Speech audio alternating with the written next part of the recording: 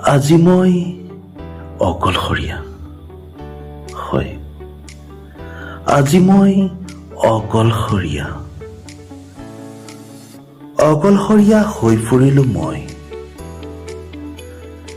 কথাৰে ভৰি থকা পথবোৰো আজি নিতাল নিশব্দ।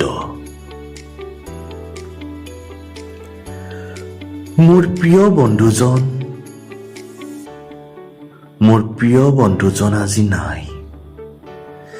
নাই আজি সৎ, নিষ্ঠাবান, সাহসী, জ্যেষ্ঠ সংবাদদাতা ছাইদুল ইছলাম দাদা,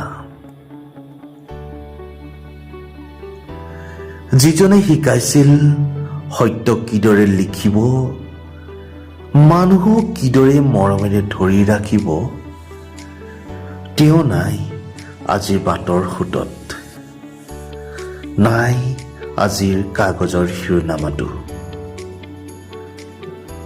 মই হৈ পৰিলো অকলশৰীয়া, যেন ওচৰতে থকা ছায়াটো আজৰি টানি লৈ গ'ল।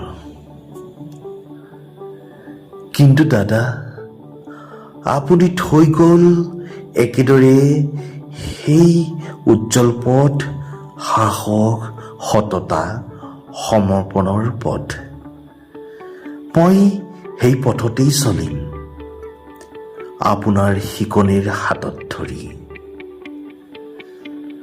অকলশৰীয়া নহয় মই, কাৰণ আপোনাৰ স্মৃতি মোৰ সংগী, মোৰ দীঘলীয়া পথৰ প্ৰদৰ্শক।